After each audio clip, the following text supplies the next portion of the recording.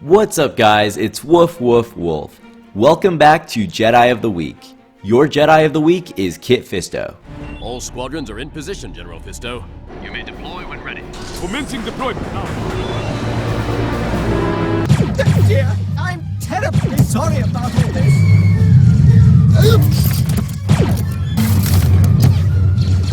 At some point prior to the Clone Wars, Nautolan Jedi Master Kit Fisto accepted the young, Force-sensitive Mon Calamari Nadar Veb as his Padawan apprentice and trained him in the ways of the Force. In 22 BBY, Mace Windu assembled a Jedi assault team made up of 200 available Jedi to crush the droid army the Separatists had been building and to rescue Obi-Wan from Count Dooku and the Confederacy of Independent Systems. Upon arriving on Geonosis, Fisto and the Jedi infiltrated the arena and hid until the time was right.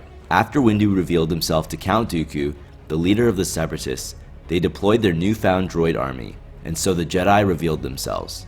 With thousands of droids in front of them, Fisto and the other Jedi ignited their lightsabers, running toward them and began cutting them down one by one. At one point during the battle, Fisto encountered a malfunctioning droid with the head of C-3PO. Deflecting the shots, Fisto knocked the mismatched droid over with a quick force push. He smiled in amusement before leaping back into the fray. In the height of the battle, the remaining Jedi were encircled by battle droids. Before they could be executed, they were rescued by the Republic's newly acquired clone army, led into the arena by Yoda aboard gunships. Fisto survived the arena skirmish, escaping on board a gunship along with fellow Jedi Mace Windu and Ki-Adi-Mundi. Fisto continued to fight outside the arena, leading a special unit of the newly arrived clone troopers against the remaining droids. Fisto was assigned to Master Windu's squad when they undertook a mission to Hissrich. Master Windu picked Fisto for his skills as a swordsman. After they made their landing, Fisto and the rest of the squad attacked a droid patrol and made contact with the natives. They worked with the natives to clear out a separatist droid base, after which Fisto and the others returned to Coruscant where Fisto meditated. Following Viceroy Newt Gunray's escape from the Tranquility, Kit Fisto was contacted by the two Jedi escorts that had accompanied Gunray, Luminara Unduli and Ahsoka Tano. Kit Fisto tracked the location of the stolen ship to the Vasek system, where he met up with his former Padawan Nadar Veb. Fisto congratulated Veb on his promotion to the rank of Jedi Knight and expressed his sorrow that he could not have seen the last of his trials. Fisto, Veb, and several clone troopers entered a large fortress, where they discovered a hologram of Gunray and a message from Count Dooku. The group then continued walking through the familiar-looking corridors in an attempt to find out why they had been lured there. They eventually stumbled upon an armory, which immediately led Fisto to the conclusion that they were in the lair of General Grievous. As Grievous entered his lair, the Jedi and the clones quickly sprung to surprise attack him. They briefly dueled, and the clone troopers used their cables, allowing Kit Fisto to slice off his legs. The general still managed to kill several clones before escaping to his control room. The group then attempted to leave the castle, but before they could, they were locked in. Grievous had his Magna Guards destroy the shuttle outside. Grievous then appeared on a hologram and proceeded to taunt the remaining group. As his hologram flickered off, the floor beneath them disappeared. Fisto and Veb were able to easily jump back onto the floor still remaining, however one clone trooper fell to his death. Grievous deployed his pet Rogwart Gore, which killed Commander Phil, but was eliminated by the Jedi.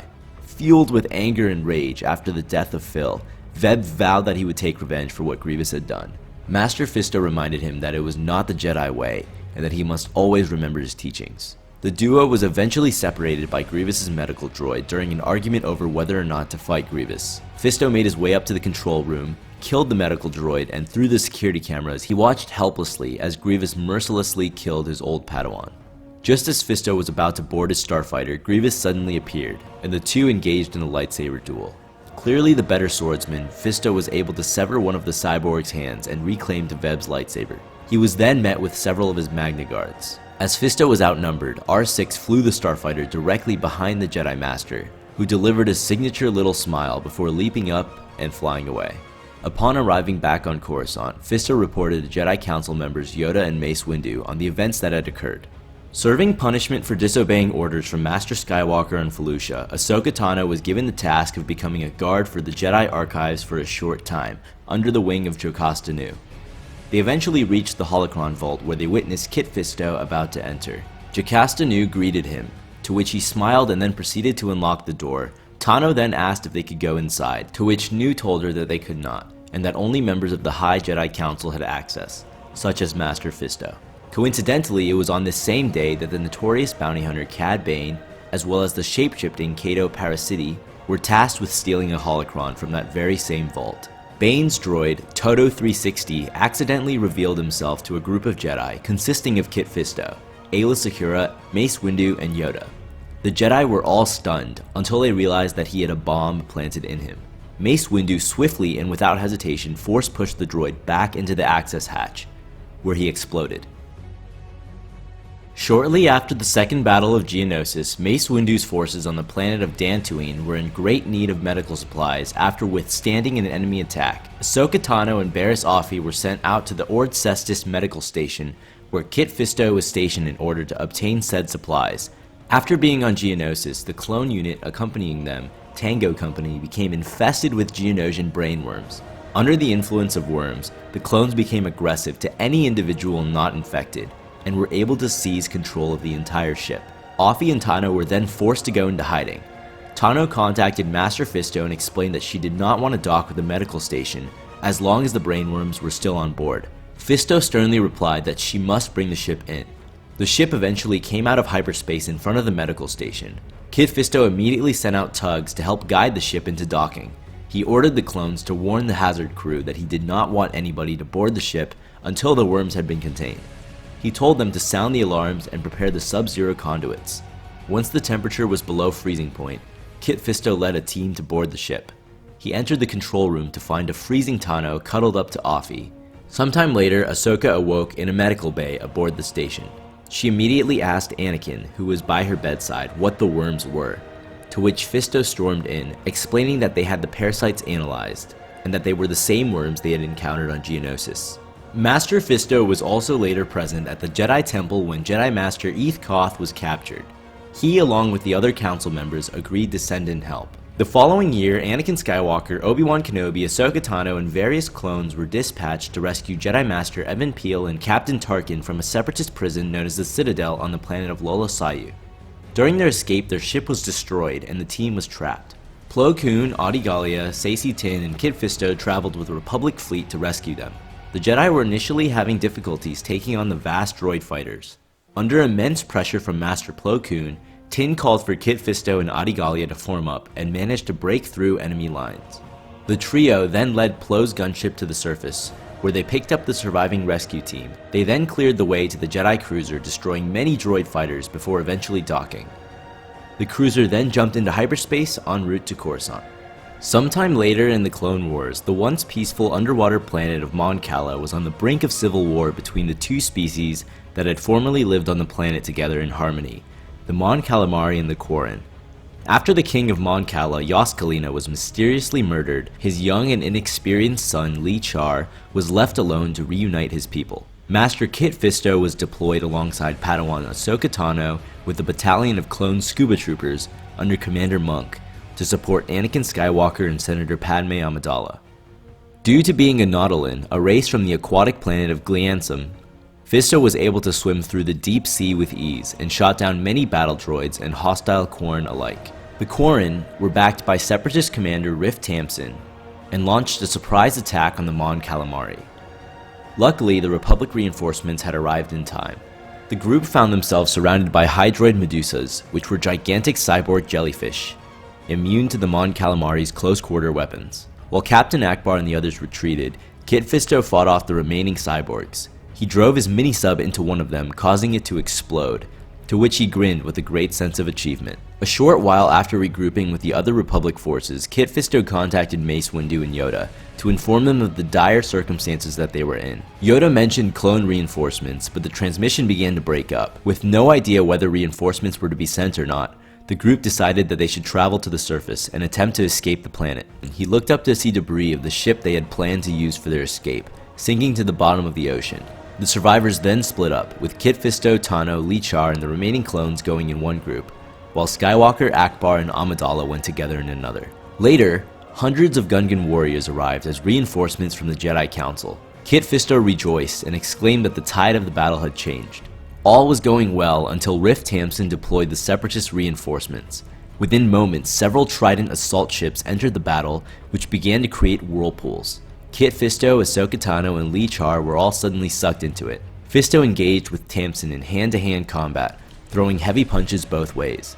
Fisto then shouted to Tano and told her to escape with Lee Char, while he continued to fight off Tamsin. Fisto was imprisoned along with Amidala Skywalker and Jar Jar Binks. Brought before Tamsin himself, the three prisoners were subjected to electric eel torture and shackle droids. Fisto was remarkably calm about it, merely stating that the eels were very dangerous. After Tamsin savagely damaged Amidala's helmet with his jaws, Fisto and Skywalker saved her by creating a force bubble around her head, thus allowing her to breathe. They were then brought to watch Lee Char's execution, and Fisto witnessed the young prince being saved at the last moment by Nosarai. Master Fisto fought in the final battle of the newly rekindled Mon Calamari and Quarren forces against Tamsin and the Separatists. After the Republic victory, he witnessed Prince Lee Char's coronation as the new king of Mon Cala. As the war continued to rage on with no clear end in sight, Jedi Master Kit Fisto took a more active role in the Jedi Council. After security concerns over Chancellor Palpatine's life became of paramount importance for his appearance at the annual Festival of Light on Naboo, Fisto along with several other Jedi attended a meeting in the Jedi Temple, discussing how they planned to stop any chance of an assassination from happening. Sometime later, Fisto was present during a Jedi Council meeting in which they were contacted by the Onderonian freedom fighter Saw Gerrera and his sister Stila Gerrera. The duo had contacted the Jedi in order to request assistance in fighting the Separatist rule over the planet. The Council eventually came to the decision to secretly send over Anakin Skywalker and his Padawan, Ahsoka Tano, to train the Resistance group without getting directly involved themselves. Fisto was present at the Jedi Temple at the same time as the bombing that occurred at the temple's hangar. He attended a Jedi High Council meeting in which they assigned Anakin Skywalker and Ahsoka Tano to personally investigate the assault, as they felt that they were the most trustworthy since they were out on a mission when it happened. Fisto remained with the Council and was there to see the two Jedi report on their progress, to which they proclaimed that they had a lead. He also attended the funeral for the Jedi that had fallen in the bombing. Not long afterwards, Admiral Tarkin contacted the Jedi to inform them of Tano's alleged act of murder. Fisto was present through the use of a hologram and exchanged a shocked look with Shaak Ti in response to Tarkin's accusations of sedition. After eventually being captured, Tano was brought back to the Jedi Temple to be punished for treason. Kit Fisto was seated on the council when they were again contacted by Tarkin, who requested on behalf of the Senate that they hand Tano over to the Republic military, as he thought a Jedi trial would seem biased. The council did follow these demands, and although not unanimously decided, the council expelled Tano. Along with the rest of the council, Master Fisto was in attendance of the military trial and watched as it was eventually revealed that Tano was in fact not behind the bombing, and that it was her friend and fellow Padawan Barriss Offee. Afterwards, the council attempted to bring Tano back into the Order, but she refused. The following year in 19 BBY, after Clone Trooper Tup executed Jedi Knight Tiplar in the middle of battle, Kit Fisto was seated on the council at the time that Jedi Master Shaak Ti contacted them, informing them that the Kaminoans wished to terminate him. The council instructed her to bring the clone back to the Jedi Temple. Sometime later, Chancellor Palpatine contacted the Jedi Council to inform them that the Queen of Bardata had requested for Senator Jar Jar Binks to come to her planet's aid after several of the ancient mystics had disappeared. Thinking it unwise to let Binks go alone, the council decided that Mace Windu would also be sent to accompany him.